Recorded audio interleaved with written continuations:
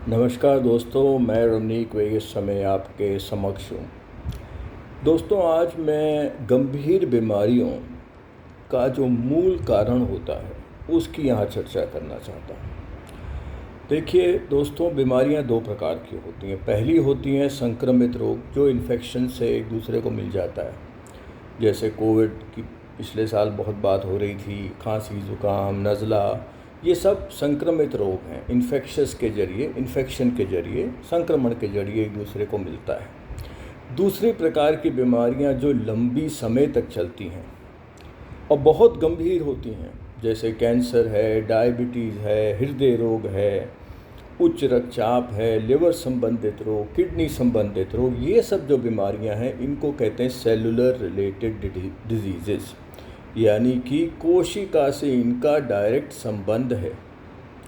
ये कोई इन्फेक्शन नहीं है, कोई संक्रमण नहीं है, परंतु भगवान ने, ऊपर वाले ने जो हमें सही सलामत कोशिकाएं दी थी, किसी कारणवश वो कोशिकाएं बिगड़ गई हैं, वो कोशिकाएं बेढंगे ढंग से चल रही हैं, तो आदमी ऐसी गंभीर बीमारियों से ग्रस्त हो जाता है। तो ये जो गंभीर बीमारियां हैं, इनका जो मेन कारण होता है वो होता है फ्री रेडिकल। इसको समझना बहुत ज़रूरी है मित्रों। जैसे हमारे शरीर के अंदर बहुत सारे सेल्स यानी कि कोशिकाएं होती हैं, वैसे ही शरीर के अंदर बहुत सारे अणु पदार्थ यानी कि मॉलिक्यूल होते हैं।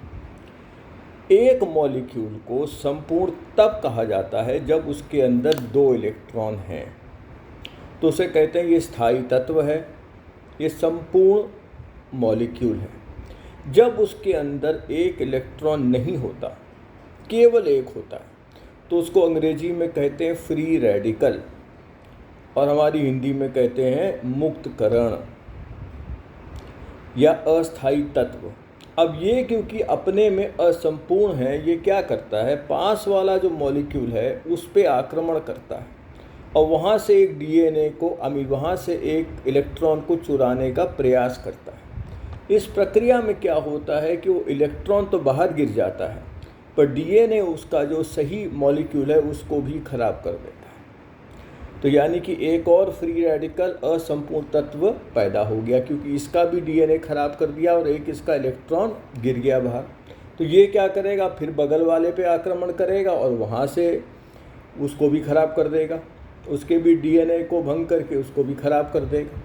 तो क्या होता है, एक चेन रिएक्शन शरीर के अंदर शुरू हो जाता है और हमारे जो सही कोशिकाएं हैं वो क्या होता है, वो बिगड़ जाती हैं, वो खराब बेढंगे ढंग से चलने शुरू कर देती हैं, क्योंकि फ्री रेडिकल हमारे सबसे बड़े दुश्मन हैं। ये हमारी सामान्य कोशिकाओं को असामान्य करने में समर्थ हैं।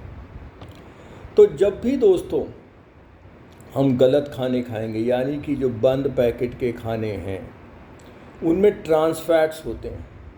ट्रांस फैट्स बहुत बड़ा कारक है फ्री रेडिकल्स का। आप देखिएगा पैकेट के पीछे छोटा छोटा लिखा होगा ट्रांस फैट्स इतना %, तो वो गलत है। तो अगर उसके अंदर ट्रांस फैट्स है, यानी कि आप निश्चित तौर पे जानिए ये आपके लिए ख़राब है, क्योंकि ये अंदर जाकर फ्री रेडिकल पैदा करेगा। दूसरा, सारे डीप फ्राइड खाने, हम समोसा, जलेबी, ये सब जो खाते हैं, क्या होते हैं, इन खानों में ट्रांस फैट्स होते हैं, फिर से ये फ्री रेडिकल पैदा करेगा।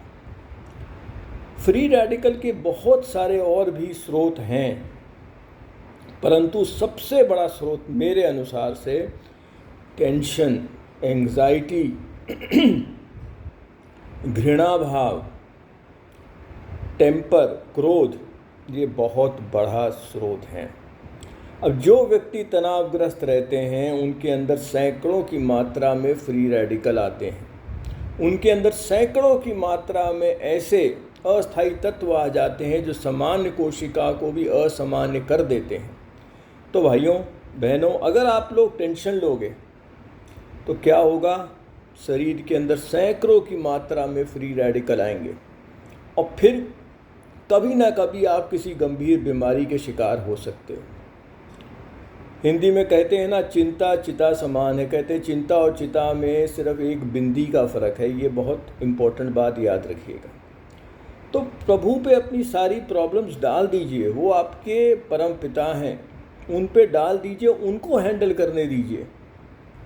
अपनी सारी चिंताओं को जब आप उनके सामने रख देंगे तो आधी प्रॉब्लम वैसे ही ख़त्म हो जाएंगी। तो जब आप याद रखिएगा कि जब भी आप ज़्यादा टेंशन लेंगे, जब भी आप ज़्यादा तनावग्रस्त होंगे, सैकड़ों की मात्रा में फ्री रेडिकल शरीर के अंदर आएंगे और आप गंभीर बीमारियां जैसे कि कैंसर, डायबिटीज़, उच्च रक्तचाप, धमनियों से संबंधित बीमारियां, लिवर संबंधित रोग, अल्जाइमर, इनके शिकार बन सकते हैं। अक्सर मुझे लोग कहते हैं, सर मैंने कभी शराब नहीं पी, कभी गुटखा नहीं खाया, कभी कोई गलत आदत नहीं थी मेरे को, पर सर मेरे को ये गंभीर बीमारी कैसे हो गई, मेरे को कैंसर कैसे हो गया? तो मैं कहता हूँ मुझे बताओ, कभी कोई ऐसा अभी हाल ही में या पिछले कुछ टाइम पहले क्या आपने बहुत ज़्यादा तनाव लिया था? तो हमेशा आंसर यस आता है कि बहुत ज़्यादा तनाव इस कारणवश हमें हो गया था और हमने बहुत सोचा, बहुत टेंशन ली। तो मैं कहता हूँ दोस्तों, उसी की वजह से ये बीमारी आ गई तुमको। तो याद रखिए दोस्तों कि भले ही कितनी भी परेशानी क्यों ना हो, कोशिश करें कि तनाव ना लें। दोस्तों मेरे को भी कैंसर 3 बार हुआ था, मेरे को याद है।